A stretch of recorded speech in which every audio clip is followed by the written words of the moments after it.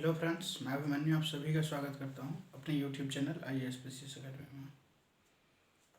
आज हमारा दूसरा क्लास चल रहा है उच्चतम न्यायालय का, यानी कि सुप्रीम कोर्ट का दूसरा क्लास। तो इसमें हम आज कॉलेजियम सिस्टम को पढ़ने वाले हैं, किस प्रकार से कॉलेजियम सिस्टम को अपनाया गया सुप्रीम कोर्ट के जो जज हैं उनकी नियुक्ति में। उसके बाद फिर किस प्रकार से इसमें सुधार लाने के लिए अलग अलग सरकारों ने क्या क्या व्यवस्थाएं की और इनसे संबंधित जो सुधार किए गए वो किस प्रकार के सुधार थे और उन सुधारों का क्या नतीजा हुआ। तो आइए आज की क्लास में हम आगे बढ़ते हैं।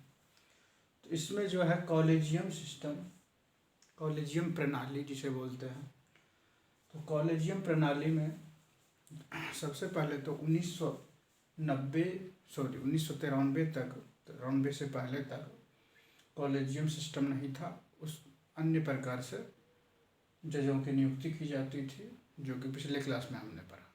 आज हम 1993 से अभी तक जिस प्रकार से सुप्रीम कोर्ट के चीफ जस्टिस और अन्य जस्टिस की नियुक्ति की जाती है उस पर आज हम चर्चा करने वाले हैं। तो सबसे पहले कॉलेजियम की बात करते हैं। कॉलेजियम में 5 सदस्य होते हैं।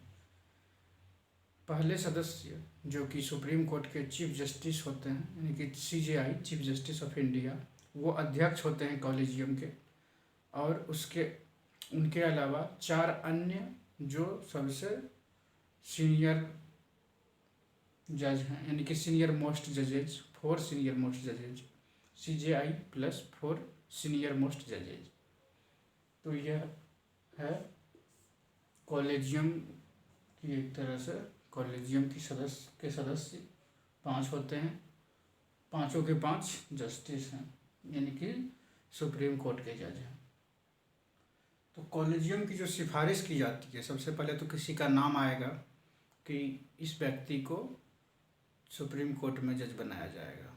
तो फिर कॉलेजियम में विचार विमर्श होगा, यानी कि जितने कॉलेजियम के सदस्य हैं, अध्यक्ष और अन्य सदस्य, वो विचार विमर्श करेंगे कि इनका नाम लेना चाहिए। जिससे सुप्रीम कोर्ट में यदि किसी व्यक्ति को जज बनाया जाए, यदि जज बनाया जाएगा तो उसके लिए क्या किया जाएगा। तो उसके लिए सबसे पहले तो सुप्रीम कोर्ट में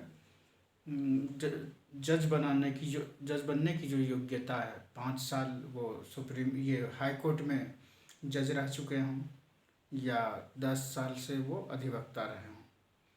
वो देखेंगे कि कौन व्यक्ति एलिजिबल है और उसकी कंडीशन क्या है, उनका रिकॉर्ड देखा जाएगा, सारा चीज़ देखा जाएगा। तो उसके बाद फिर कॉलेजियम सिफारिश करेगी विचार विमर्श करके कि ये व्यक्ति है जिसे हम सुप्रीम कोर्ट में जज बनाना चाहते हैं। तो फिर राष्ट्रपति के पास भेजा जाएगा सिफारिश, और राष्ट्रपति फिर तय करेंगे कि इस सिफारिश को क्या वापस एक बार फिर करना है या एक्सेप्ट कर लेना है।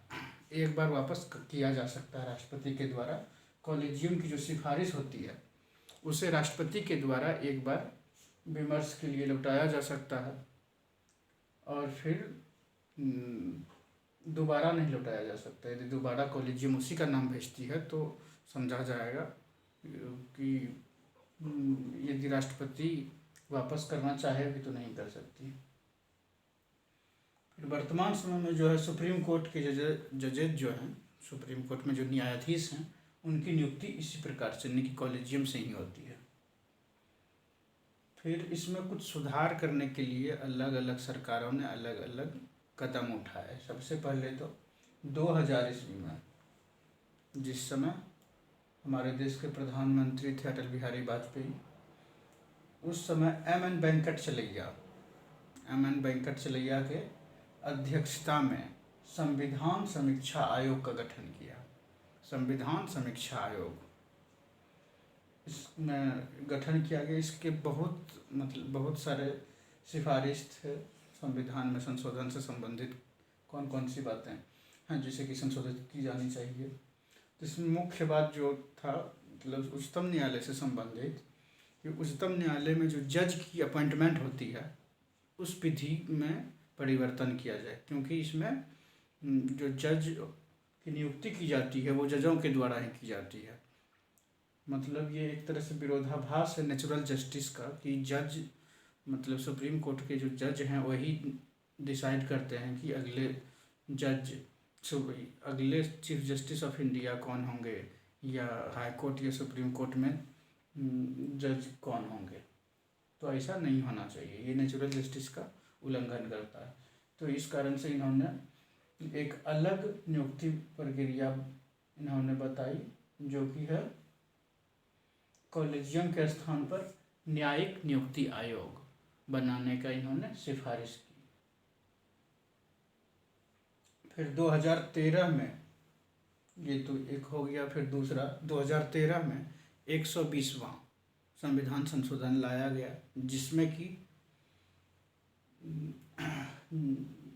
कुछ बातें थी वो 121वें में पढ़ेंगे हम, क्या बात है एग्जैक्ट वही है।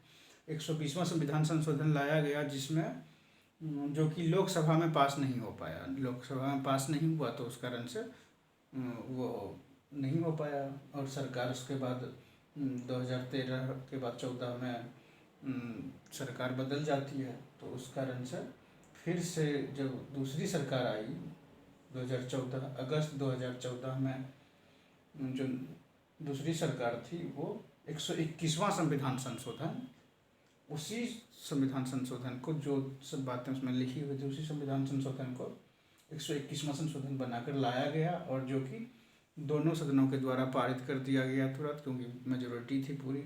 और उसके बाद राष्ट्रपति भी उस पर साइन कर दिया। और फिर उसके बाद ये संविधान में जब मतलब अमेंडमेंट किया जाता है उसमें उच्चतम न्यायालय सुप्रीम कोर्ट या हाई कोर्ट से रिलेटेड यदि अमेंडमेंट हो तो उसमें दोनों जो सदन है उससे तो आपको मतलब पास करवाना ही पड़ेगा। उसके अलावा राष्ट्रपति, ये तो नॉर्मल है।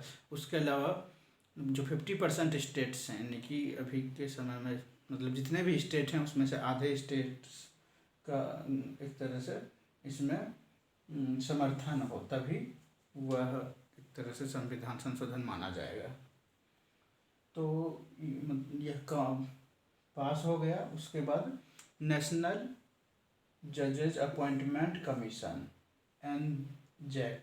NJAC ये बनाया गया जिसमें कि 6 सदस्य थे। अपॉइंटमेंट के लिए बनाया गया नेशनल जजेज अपॉइंटमेंट कमीशन। जजों की नियुक्ति के लिए जो कॉलेजियम प्रणाली है उसके स्थान पर कॉलेजियम प्रणाली को हटाकर नेशनल जजेज अपॉइंटमेंट कमीशन बनाया गया। इसके सदस्य जो थे 6 थे। अब देखते हैं इनके सदस्य 6 जो थे वो कौन कौन थे। सबसे पहले चीफ जस्टिस ऑफ इंडिया थे जो कि अध्यक्ष होंगे। उसके बाद 2 सीनियर मोस्ट जजेज, अन्य 2 सीनियर जो जज होंगे चीफ जस्टिस ऑफ इंडिया के बाद वो होंगे इनके सदस्य। ये 2 एक्टिंग जज हो गए। उसके बाद एक विधि मंत्री यानी कानून मंत्री जो हैं केंद्र सरकार के वो होंगे मेंबर। उसके बाद 2 विधि विशेषज्ञ राष्ट्रपति नियुक्त करेंगे उसे, वो 2 विधि विशेषज्ञ होंगे। तो ये 6 मेंबर हो गए। इसके बाद यह आर्टिकल 124 में संशोधन किया गया जिसमें कि 124A जोड़ा गया इसमें अमेंड करके। तो इसके 6 सदस्य हमने देख लिया। उसके बाद आर्टिकल 124B में क्या है, 124B में है सुप्रीम कोर्ट के CJI यानी कि सुप्रीम कोर्ट के चीफ जस्टिस ऑफ इंडिया और जजेज यानी कि सुप्रीम कोर्ट में जितने भी जज हैं उनकी नियुक्ति किस प्रकार से होगी, ये संशोधन के बाद यहाँ पर आर्टिकल 124B में बताई गई। फिर हाई कोर्ट के चीफ जस्टिस और उनके अन्य जस्टिस की नियुक्ति किस प्रकार से होगी। सुप्रीम कोर्ट के जस्टिस की नियुक्ति, हाई कोर्ट के जस्टिस की नियुक्ति, फिर हाई कोर्ट के जो जस्टिस हैं उनके ट्रांसफ़र किस प्रकार से किए जाएंगे, उनकी जो सिफारिश है राष्ट्रपति को दी जाएगी, इस बात की चर्चा की गई। तो यह आर्टिकल 124B। फिर उसके बाद आर्टिकल 125C, इसमें यह दिया गया कि ये जो NJAC है, इससे संबंधित कोई भी कानून जो बनाया जाएगा वह संसद के द्वारा बनाया जाएगा। और इसके बाद एक कानून भी बना जो कि एनजैक एक्ट बना। फिर उसके बाद ये पूरा तो हो गया, बन गया, मतलब कानून भी बन गया, पहले संविधान में संशोधन भी कर दिया गया। फिर उसके बाद ये 99वें संविधान संशोधन के नाम से जाना गया। 121वां संविधान संशोधन था, यानी कि सारे संविधान संशोधन पास नहीं होते हैं, तो उस कारण से जो पास नहीं होता है तो उसे हटा दिया जाता है। तो ये लगातार उस समय 99वें संविधान संशोधन था जो कि पास हो चुका था, संविधान संशोधन हो चुका था। तो 99वें संविधान संशोधन को कोर्ट में चैलेंज किया गया, यानी कि कोर्ट में लाया गया कि ये संविधान संशोधन जो है सही नहीं है, गलत है, अवैध है। इस पर सुप्रीम कोर्ट एक तरह से फैसला सुनाया, यानी कि उसमें कार्रवाई होगी, ये कार्रवाई नहीं सुनवाई होगी, और उसके बाद फिर उस पर डिसीजन होगा।